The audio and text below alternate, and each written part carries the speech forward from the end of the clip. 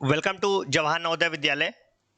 जवाहर नवोदय विद्यालय की तैयारी करने वाले जितने भी स्टूडेंट हैं इस चैनल के माध्यम से चैनल को सब्सक्राइब कीजिए, लाइक कीजिए, शेयर कीजिए तथा इस चैनल के माध्यम से जवाहर नवोदय की तैयारी अच्छे तरीके से कराई जाती है और इस चैनल पे आप अच्छे तरीके से जवाहर नवोदय की तैयारी कर सकते हैं। चैनल को सब्सक्राइब कीजिए तथा सभी विषयों को अच्छे तरीके से तैयार करने के लिए आप इस चैनल को दूसरों अन्य जो बच्चे हैं, स्टूडेंट हैं जो जवाहर नवोदय की तैयारी करने वाले, उनको भी शेयर कीजिए, लाइक कीजिए तथा कमेंट कीजिए तथा इस चैनल के माध्यम से सभी सब्जेक्ट की अच्छी तैयारी आप कर सकते हैं। कल हमने एक टॉपिक पढ़ाया था आप लोगों को कि लाइट क्या होता है, लाइट क्या होती है, रिफ्लेक्शन ऑफ लाइट क्या होता है, इसके बारे में हमने पिछली वीडियो में बताया था। आप चैनल के में जाकर इस वीडियो की अच्छी तरीके से, इस टॉपिक के बारे में अच्छे तरीके से तैयार कर सकते हैं, नॉलेज प्राप्त कर सकते हैं तथा जो नवोदय विद्यालय में आने वाला जो साइंस का जो लाइट टॉपिक है, इस टॉपिक को अच्छे तरीके से तैयार कर सकते हैं। आज हम साइंस में एक नया टॉपिक पढ़ेंगे कि फोर्स क्या होता है और मोशन क्या होता है। तो फोर्स एंड मोशन टॉपिक्स के विषय में डिस्कस करेंगे। फोर्स एंड मोशन क्या होता है, तो फोर्स क्या होता है, तो फोर्स किसी भी ऑब्जेक्ट पे अगर जो हम पुल करें, किसी भी ऑब्जेक्ट को पुश करें तो उसके डायरेक्शन में जो चेंजेस आते हैं उसे कहते हैं फोर्स। फोर्स क्या होता है, किसी भी ऑब्जेक्ट को पुश करना, किसी भी ऑब्जेक्ट को पुल किया जाए तो उसके डायरेक्शन में जो चेंजेस आते हैं, उसकी पोजीशन में जो चेंज आता है वो होता है हमारा फोर्स। और फोर्स डिपेंड करता है मोशन पे, तो उसकी गति पे डिपेंड करता है कि कितना फोर्स लगेगा। तो फोर्स क्या होता है, बल क्या होता है, बल व धक्का व खिंचाव है जिसके कारण उसकी स्थिति में, उसकी पोजीशन में परिवर्तन होता है, उसे कहते हैं फोर्स। बल क्या होता है, बल व धक्का व खिंचाव है जिसके कारण किसी वस्तु की स्थिति में परिवर्तन होता है तथा परिवर्तन होने का प्रयास किया जाता है, वो कहलाता है फोर्स, वो कहलाता है बल। तो फोर्स कितने प्रकार का होता है, there is two types of force, balance force and unbalance force. Force दो प्रकार का होता है, एक संतुलित बल और एक असंतुलित बल, बैलेंस फोर्स और अनबैलेंस फोर्स। बैलेंस फोर्स क्या होता है जय बात के आगे हम इसमें पढ़ेंगे बैलेंस फोर्स क्या होता है। बैलेंस फोर्स मतलब जो संतुलित बल होता है उसे बैलेंस फोर्स कहते हैं और जो असंतुलित बल होता है उसे कहते हैं अनबैलेंस फोर्स। उसके बाद जान लेते हैं मोशन क्या होता है। तो मोशन क्या होता है, हमारे मोशन क्या होता है, मोशन का मतलब होता है किसी भी ए चेंज इन ए पोजीशन, मतलब किसी भी पोजीशन को चेंज करने के लिए उस पर जो फोर्स किया जाता है उसे कहते हैं मोशन। मोशन क्या होता है कि a change in a position of an object in over time, मतलब किसी भी कंडीशन पे, किसी भी समय पे किसी भी ऑब्जेक्ट पर फोर्स लगाया जाए और उसकी कंडीशन में कुछ चेंजेस हो जाए, वो कहलाता है हमारा मोशन। मोशन क्या होता है, a change in a position of an object over time, मतलब किसी भी समय पर जो ऑब्जेक्ट की कंडीशन में, पोजीशन में जो चेंजेस आते हैं उसे कहते हैं मोशन। अब मोशन क्या होता है कि किसी भी कंडीशन में, उसकी कंडीशन में जो चेंजेस आते हैं उसे कहते हैं motion. How do you know something has moved, क्या होता है, कैसे मूव करता है, तो इसके बारे में हम इसमें देखेंगे कैसे ये मूव करता है। तो देखिए आपके सामने एक रैट दिया हुआ है, एक प्लांट दिया हुआ है और ये किसी भी कंडीशन पे, अलग अलग कंडीशनों पे ये मूव करता है। कैसे करेगा, ये अलग अलग कंडीशनों पे धीरे धीरे मूव करता हुआ एक जो प्लांट्स है उसके पास धीरे धीरे पहुंच जाता है। कैसे मूव करता है, अपनी पोजीशन को चेंज करने के लिए जो टाइम के अकॉर्डिंग वो जो चेंजेस करता है उसे कहते हैं over times of changes in motion. अब क्या होता है, कौन कौन से कॉजेस हैं किसी भी ऑब्जेक्ट के मूव करने के, तो कौन कौन से कॉजेस हो सकते हैं किसी भी ऑब्जेक्ट को मूव करने के, तो ऑल मोशन, कौन कौन से कॉजेस हो सकते हैं, all motion is due to, कौन कौन से कॉजेस हो सकते हैं, तो all motion is due to forces acting on objects.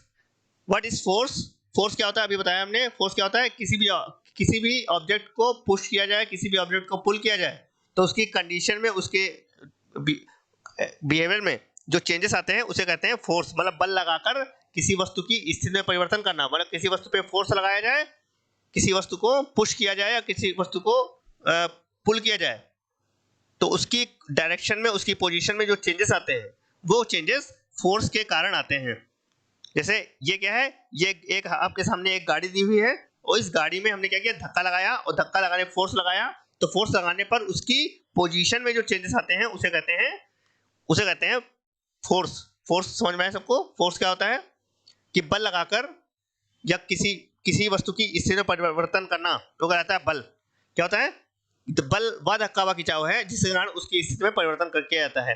या किसी भी ऑब्जेक्ट को पुश किया जाए, जैसे मान लो हमें डोर ओपन करना है तो डोर ओपन करने के लिए उसे पुल करते हैं, उसे पुल करते हैं, बंद करने के लिए पुल या पुश करते हैं, और इस कंडीशन में क्या होता है, वो डोर आपका ओपन हो जाता है। उस कंडीशन में जो हमें जो कार्य करना पड़ता है, वर्क करना पड़ता है, वो होता है हमारा फोर्स। फोर्स लगाएंगे तो किसी भी ऑब्जेक्ट में जो चेंजेस होते हैं उसे कहते हैं हमारा फोर्स। अब फोर्सेस क्या होते हैं? The total combination of the forces acting on the total combination of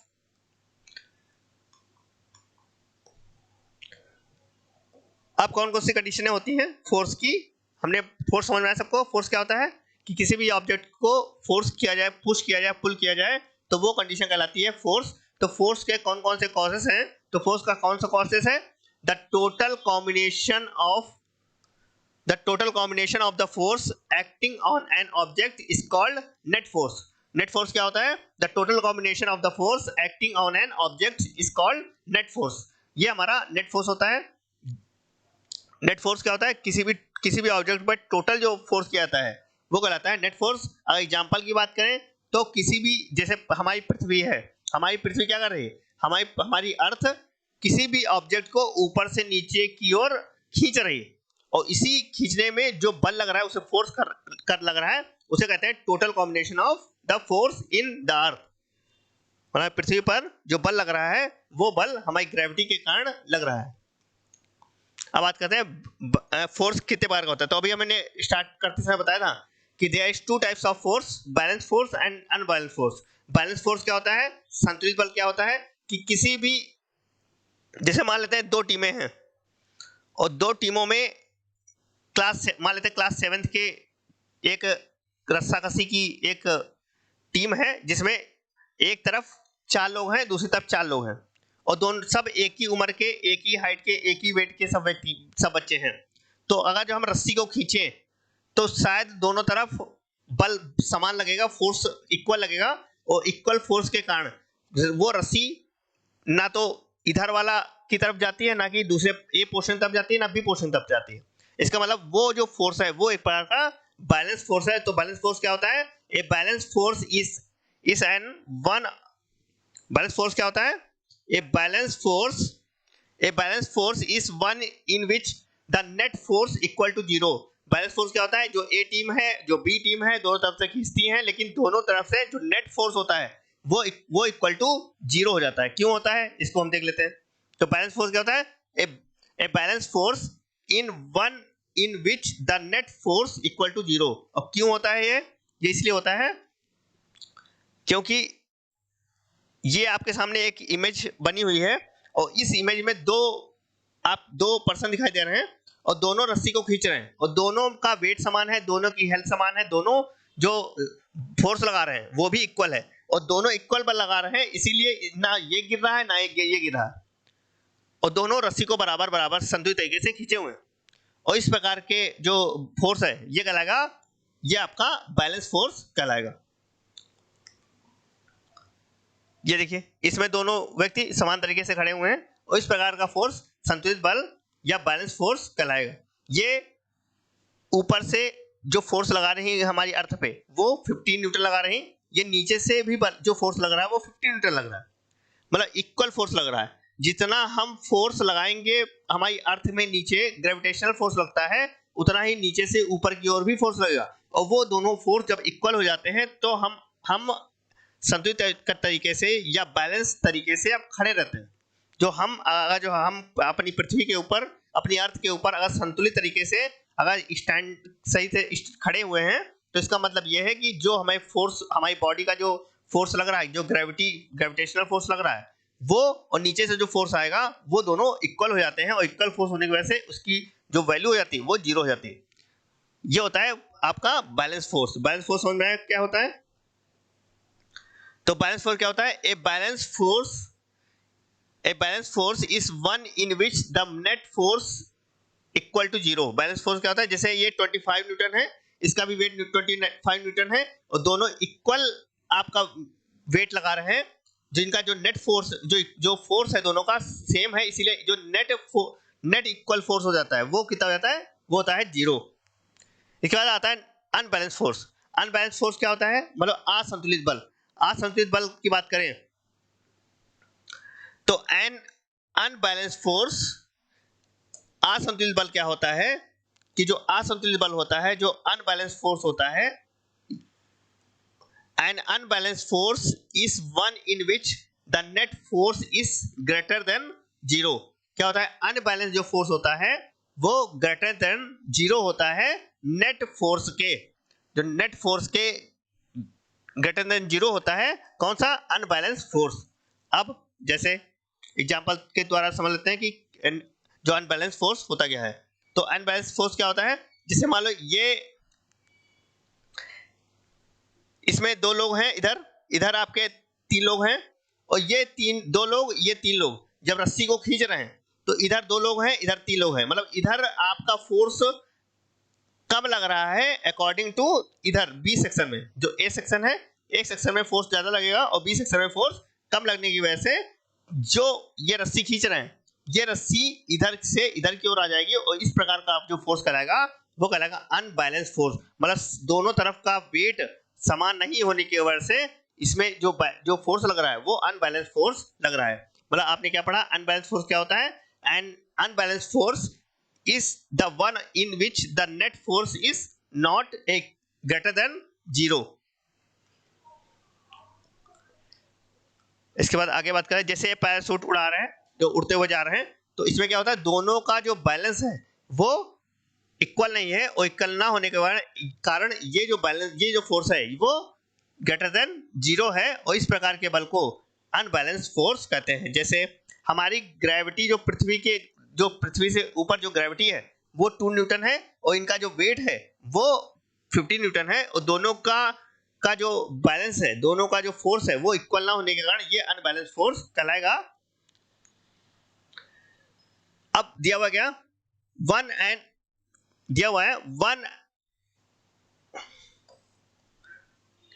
only an unbalanced force can be changed in the motion of an object। जो अनबैलेंस फोर्स होता है वो change in the motion of the object. जैसे example क्या है, जैसे आपके सामने एक आप इमेज बनी हुई है, और इस इमेज में एक लड़की है, एक गर्ल्स है, और ये एक डॉगी को घुमा रही है, और डॉगी क्या कर रहा है, डॉगी वो आगे की ओर बढ़ रहा है, और इसको क्या कर रही है, वो इस जो लड़की, जो आपकी जो गर्ल है, जो उस डॉगी को पकड़े हुए, वो डॉगी उस लड़की को खींच रहा अपनी ओर, और इस प्रकार के फोर्स को अनबैलेंस फोर्स कहते हैं। मतलब कोई व्यक्ति जो डॉगी होता है ये खींच रहा है उसको अनबैलेंस फोर्स की ओर, जैसे आप समझ सकते हो इमेज के माध्यम से। तो अनबैलेंस फोर्स क्या होता है कि अनबैलेंस फोर्स, ये लिखा हुआ है, your doggy can cause you to move if he push in enough force. जो फोर्स है वो क्या किसी तो अब लग रहा है, वो डॉगी इस गर्ल्स को आप अपनी ओर खींच रहा है, जिस कारण वो क्या है, वो भी अपनी उसकी ओर झुकती हुई चली जा रही। इस प्रकार के बल को अनबैलेंस फोर्स कहते हैं। बैलेंस फोर्स समझ में आया तो क्या होता है, मतलब बैलेंस फोर्स मतलब संतुलित बल।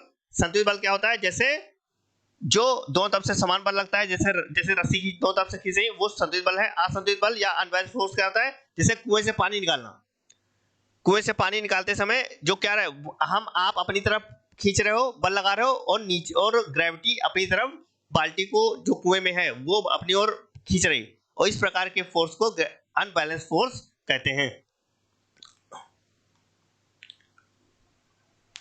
और अनबैलेंस फोर्स की एक जो प्रॉपर्टी है वो क्या करती है, वो स्पीड के अकॉर्डिंग वो अपने डायरेक्शन को, ऑब्जेक्ट्स को चेंज करती रहती है। जैसे ये आपके सामने एक इमेज बनी हुई है, ये क्या है, साइकिल चला रहा है एक व्यक्ति, जो क्या करता है, मूव कर रहा है, मोशन कर रहा है। और मोशन हमने क्या बताया था कि बल लगाकर किसी वस्तु की स्थिति में परिवर्तन करना मोशन कहलाता है।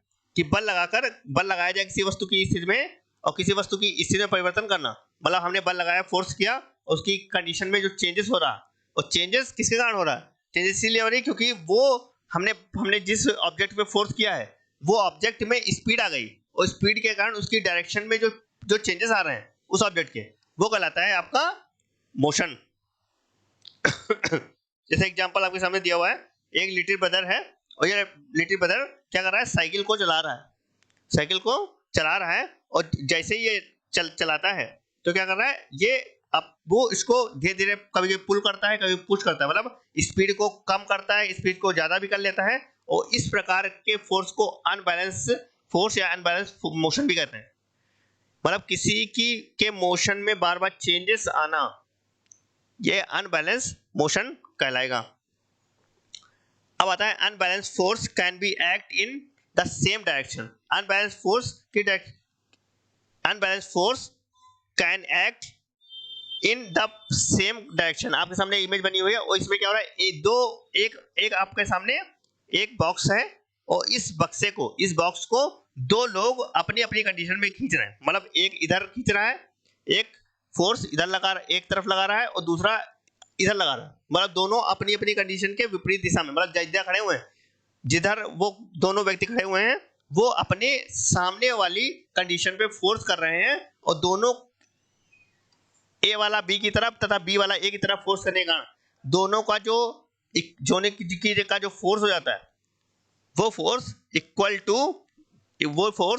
टू 0 हो जाता है।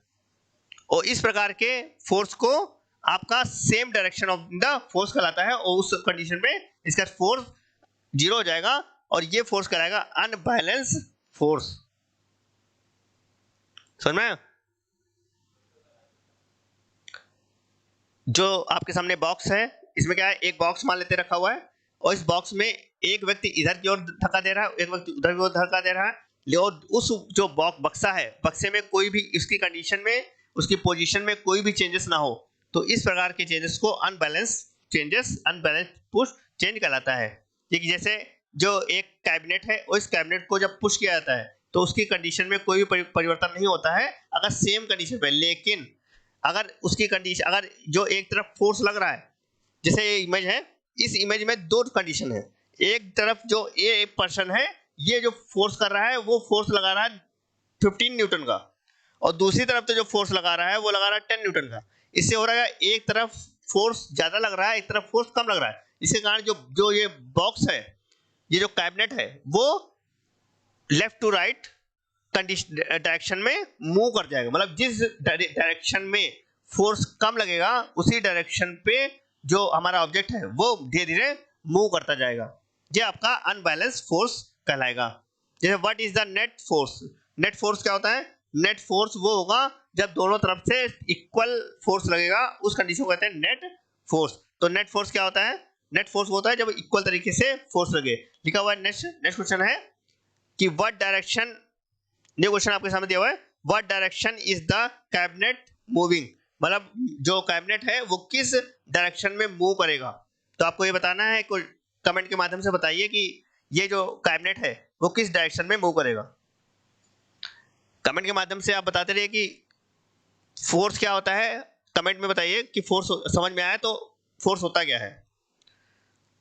और ये जो आपका कैबिनेट है और ये कैबिनेट किस डायरेक्शन में मूव करेगा ये भी बताना है। और इस चैनल को सब्सक्राइब कीजिए, लाइक कीजिए तथा शेयर कीजिए, तथा जवाहर नवोदय की तैयारी करने वाले जितने भी स्टूडेंट हैं उन इस चैनल के माध्यम से, इस वीडियो के माध्यम से आप जवाहर नवोदय की अच्छी तरीके से तैयारी कर सकते हैं। और सभी बच्चों को शेयर कीजिए तथा चैनल को सब्सक्राइब कीजिए। अब आपके सामने एक कैबिनेट दिया हुआ है और इस कैबिनेट में क्या दिया हुआ है, इस कैबिनेट में दो पर्सन है, एक पर्सन आपका 15 न्यूटन का बल लगा रहा है और दूसरा क्या है, एक 10 न्यूटन का बल लगा रहा है। और जिस क्वेश्चन आपके सामने दिया हुआ है और उस क्वेश्चन को आप कमेंट के माध्यम से बताएंगे कि इस क्वेश्चन का आंसर क्या हुआ। क्वेश्चन क्या है, what direction is the cabinet moving? मतलब कैबिनेट जो है आपके सामने जो इमेज बनी हुई है उसका जो कैबिनेट है वो किस डायरेक्शन में मूव करेगा और इसका जो नेट फोर्स है वो कितना होगा। ये क्वेश्चन आप बताएंगे, आपको आगे इसका आंसर हम कल बताएंगे आपको। उसका unbalance force can act in opposite direction. जो अनबैलेंस फोर्स है वो can act in opposite direction. तो कौन कौन सी कंडीशन पे अपोजिट डायरेक्शन में मूव करेगा? जैसे आपके सामने दो डॉगी हैं और दोनों डॉगी को हमने आपस में बांध दिया है। उसमें क्या हुआ, एक डॉगी जब एक तरफ फोर्स लगाएगा तो दूसरा डॉगी अगर विपरीत दिशा में अगर फोर्स लगाता है, अगर एक तरफ चलता है, जैसे दो डॉगी हैं आपके सामने एक इमेज बनी हुई और इस इमेज में एक डॉगी है और ये आपका दूसरा डॉगी है और दोनों डॉगी अलग अलग डायरेक्शन में फोर्स करेंगे तो किस डायरेक्शन में जाएगा? तो एग्जांपल क्या है, दो डॉगी हैं। एग्जांपल क्या है, इस इमेज को देखिए, इस इमेज को देखकर आप बताइए कि इस डायरेक्शन इसमें होगा क्या। तो आपके सामने दिया हुआ है, 2 dogs are tugging on the rope, 1 dog pull with the force 20 Newton and the other pull in the force in 25 Newton। मतलब एक जो है वो उसका जो वो बल लगा रहा है, जो फोर्स कर रहा है वो फोर्स कर रहा है 20 न्यूटन का और दूसरा फोर्स लगा रहा है कितना, 25 न्यूटन का। तो ये बताना है कि ये किस डायरेक्शन में मूव करेगा। तो किस डायरेक्शन में मूव करेगा ये आपको बताना है। ये 20 न्यूटन का है और ये 25 न्यूटन बल लगा रहा है। अब ये बताना है किस डायरेक्शन में दोनों मूव करेंगे। क्वेश्चन क्या है आपके सामने, इस क्वेश्चन को भी आप बताएंगे कि इसका आंसर क्या हुआ।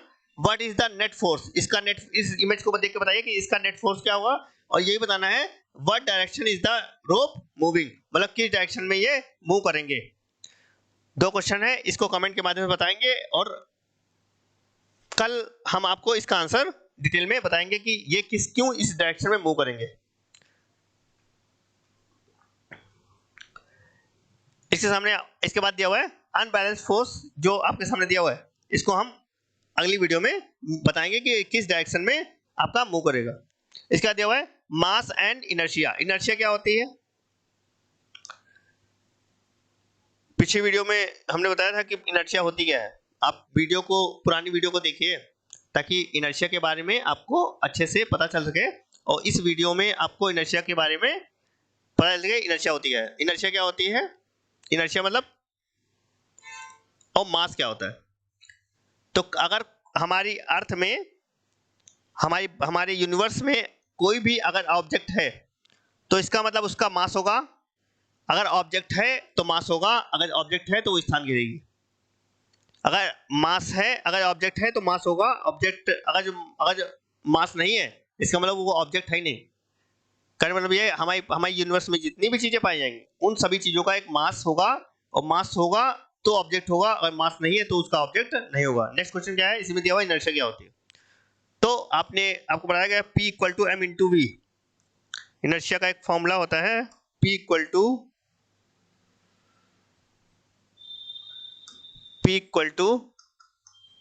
एम इंटू वी और आपने मास को पढ़ा था F equal to M into A से। तो यहाँ पे या F equal to M into G, जहां m क्या है, m है मास, F है फोर्स और g क्या है आपका ग्रेविटी, या इसकी एक वैल्यू भी होती है स्मॉल g की 9.8 मीटर पर सेकंड स्क्वायर।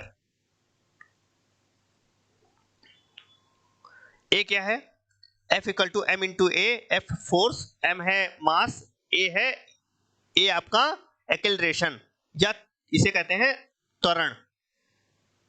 जब आपको एक्सेलरेशन दिया रहेगा तो एक्सेलरेशन की वैल्यू लिखेंगे और अगर एक्सेलरेशन नहीं दिया हुआ है तो उसकी जगह पर हम ग्रेविटी की वैल्यू रख सकते हैं और ग्रेविटी कितनी होती है हमारी अर्थ की 9.8। अब अगर हम पृथ्वी से बाहर जाएं, अगर मून पे जाएंगे तो अगर किसी व्यक्ति का भार अगर 60 केजी है, अगर किसी भी व्यक्ति का भार अगर 60 किलोग्राम है, कहाँ पे, हमारी अर्थ पे।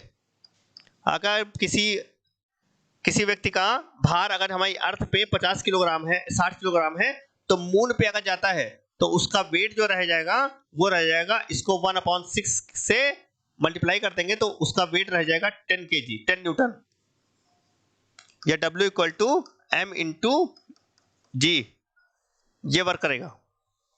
तो क्या होता है, क्वेश्चन आएगा कि यदि किसी व्यक्ति का पृथ्वी पर भार 60 kg है तो मून पर उसका भार कितना होगा। तो अगर जितना भार पृथ्वी पे होगा उसका 1/6 से मल्टीप्लाई कर देंगे और वो जो भार होगा वो हमारी मून पे वो भार होगा। तो अगर कोई व्यक्ति अगर 60 किलो का है तो चंद्रमा पे जाने पर, मून पे जाने पर उसका वेट 10 न्यूटन रह जाएगा।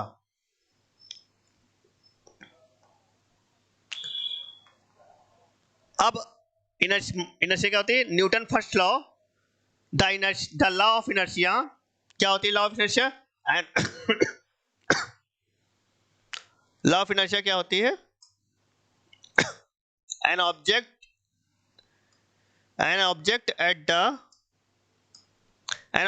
at the rest will remain at rest unless acts upon by the unbalanced force.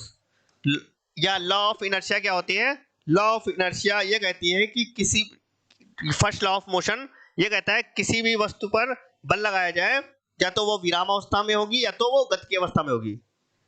अगर कोई वस्तु विराम अवस्था में है, यदि कोई ऑब्जेक्ट अगर रेस्ट में है तो रेस्ट में ही रहेगा, और यदि कोई ऑब्जेक्ट अगर मोशन में है तो मोशन में ही रहेगा तब तक जब तक उसकी कंडीशन में कुछ परिवर्तन न किया जाए।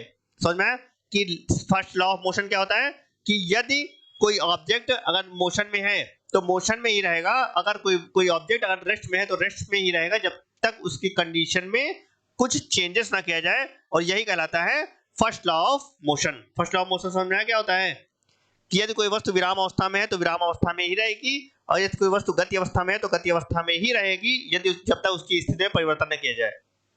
जैसे मान लेते हैं क्रिकेट खेलता हुआ कोई बच्चा, जब एक बॉल आती है तो बॉल तब तक उसकी डायरेक्शन में कोई परिवर्तन नहीं होगा जब तक वो जो आपका जो प्लेयर है वो प्लेयर उस बॉलर द्वारा फेंकी गई जो बॉल है उसको बैट द्वारा पुश नहीं करेगा, तब तक उसकी डायरेक्शन में कोई परिवर्तन नहीं होगा। तो क्या होता है कि जो फर्स्ट लॉ ऑफ मोशन है वो क्या है कि किसी भी ऑब्जेक्ट की डायरेक्शन में तब तक परिवर्तन नहीं होगा जब तक अगर वो मोशन में है तो मोशन में ही रहेगी, अगर वो रेस्ट में है तो रेस्ट में ही रहेगी जब तक उसके ऑब्जेक्ट में कुछ चेंजेस ना किया जाए।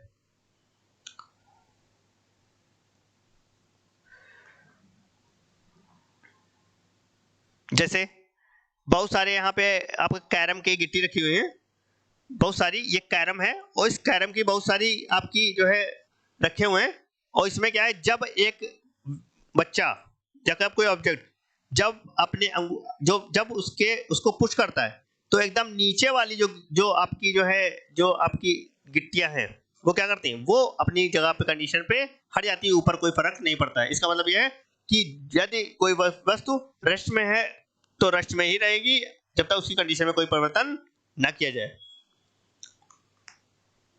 अब इनर्शिया क्या होता है इसको हम डिटेल में समझे, इनर्शिया होता क्या है। तो आपके सामने एक इमेज बनी हुई है कि इनर्शिया क्या होता है। तो लिखा हुआ है inertia is the tendency of the object is resist the change of motion. Inertia क्या होती है कि उसकी कंडीशन में जो चेंजेस हो जाता है उसकी टेंडेंसी के अकॉर्डिंग। जैसे आपके सामने एक इमेज बनी हुई है, इस इमेज में क्या हो रहा है, इस इमेज में एक जो दो गाड़ियां हैं वो आपस में टकरा रही हैं, दोनों का एक्सीडेंट हो रहा है, और एक्सीडेंट होने पर उसके जो एयरबैग्स हैं वो क्या होते हैं, अपने आप ही दोनों अपने आप ही खुल जाते हैं। जैसे सीट बेल्ट, ये क्या है, आपका एयरबैग खुल गया, ये आपके सामने इमेज दी हुई है, क्या दिया हुआ है कि जैसे ही एक्सीडेंट होगा उसकी कंडीशन में कुछ चेंजेस होगा, उस चेंजेस की वजह से जो एयरबैग्स हैं वो अपने आप खुल जाएंगे, जो सीट बेल्ट। आपने क्या पढ़ा, inertia is the tendency of, क्या पढ़ा, inertia is the tendency of object to resist a change in a motion, जैसे सीट बेल्ट। अब आगे बात करते हैं कि मास क्या होता है। तो मास हमने अभी पढ़ा था कि मास क्या होता है, the mass of an object affects its inertia, mass of an object is effects in inertia. दूसरा क्या है कि ऑब्जेक्ट्स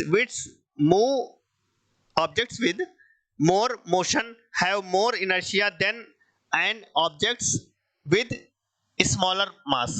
जो ऑब्जेक्ट्स होता है उसके स्मॉलर मास पे डिपेंड करता है, वो इनर्शिया कहलाती है। अब जैसे आपके सामने ये इमेज बनी हुई है, इस इमेज में क्या है, एक आपका एक इमेज आपके सामने दी हुई है, और इस इमेज में दो गर्ल्स हैं, दोनों गर्ल्स, एक ट्रॉली है, उस ट्रॉली में एक ने जो टेडी बियर हैं उसको रखा हुआ है, और दूसरी ट्रॉली में कुछ जो टेडी बियर है वो बड़ा साइज का है, जैसे हाथी का टेडी बियर है और ये बच्चे का टेडी बियर, और दोनों को लेकर जा रहे हैं। तो उसकी स्पीड में एक की ट्रॉली की स्पीड और दूसरे की ट्रॉली की स्पीड, एक की ट्रॉली की डायरेक्शन दूसरे ट्रॉली की डायरेक्शन में कुछ चेंजेस आएगा, और ये चेंजेस आपका इनर्शिया के द्वारा डिपेंड कर सकते हैं। क्या होता है, रेस्ट में है तो रेस्ट में रहेगा, अगर जो मोशन में है तो मोशन में रहेगा। ये हमने फर्स्ट लॉ ऑफ मोशन में आपको बताया था। इसके बाद आपके सामने एक इमेज बनी हुई है, एक ट्रेन है और ये ट्रेन मूव कर रही है। ये ट्रेन है और ये ट्रेन एंड कार, एक ट्रेन की इमेज है, एक कार की इमेज है।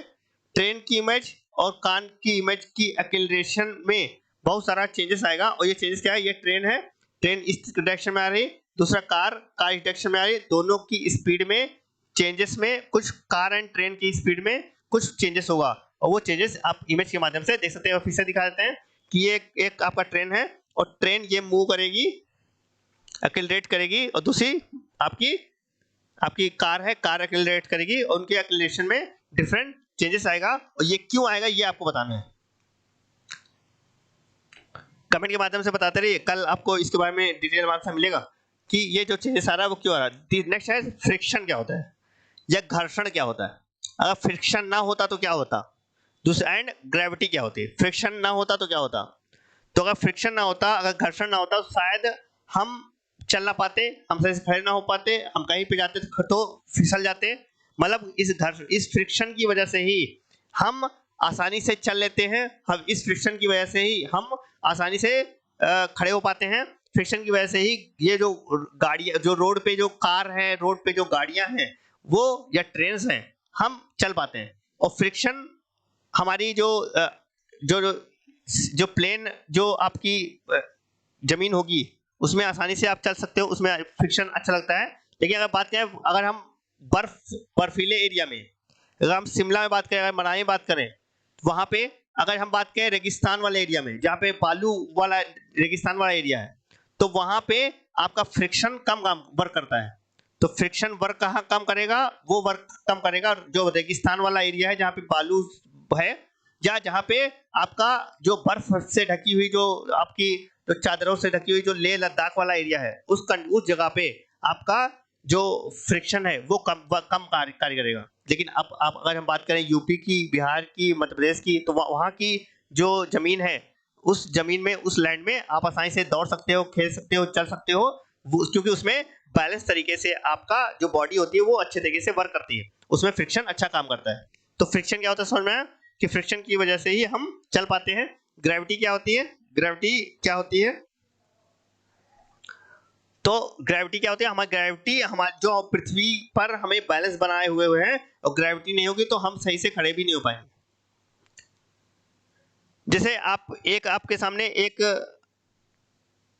प्रिज्म है या एक ट्रायंगल की शेप वाला एक इमेज आपको दिखाई दे रही है, और इसमें किसी एक ऑब्जेक्ट को, किसी एक पत्थर को ऊपर हमें ले जाना है। तो फ्रिक्शन की वजह से इसे हम आसानी से ले जा सकते हैं। या जीने पे जो हम चढ़ते हैं, सीढ़ियों पे जो हम चढ़ते हैं, तो वहां फ्रिक्शन की वजह से ही हम आसानी से उस पर चल पाते हैं, मूव कर पाते हैं। तो फ्रिक्शन क्या होता है ये आपको बताना है। Friction, what is friction, friction क्या होता है, ए फोर्स। फ्रिक्शन क्या होता है, फ्रिक्शन आपको बताना है, फ्रिक्शन होता क्या है। तो फ्रिक्शन क्या होता है, अभी हमने बताया फ्रिक्शन क्या होता है, या फिर से बताते हैं फ्रिक्शन होता क्या है। A force that oppose the motion of an object, a force of oppose the motion of an object is called friction. Friction क्या होता है, फ्रिक्शन घर्षण होता है, और जिसके कारण हम किसी भी ऑब्जेक्ट पे, किसी भी पाथ पे आसानी से चल सकते हैं, वो कहलाता है फ्रिक्शन।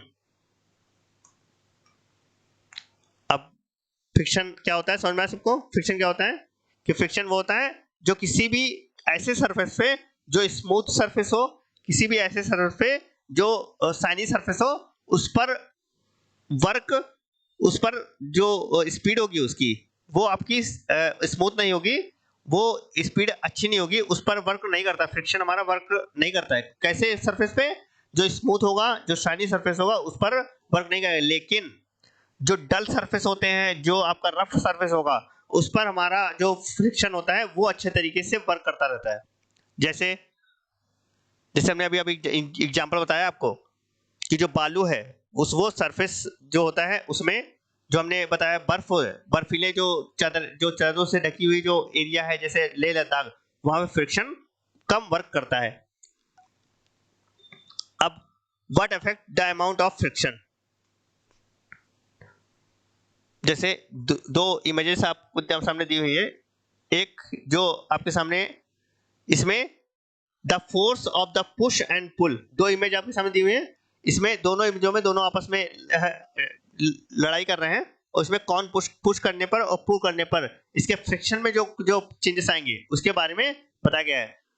द हार्डर लिखा हुआ है, आप देख लीजिए कि पुश एंड पुल करने पर क्या चेंजेस आते हैं। तो क्या चेंजेस आते हैं, the harder you push the harder you push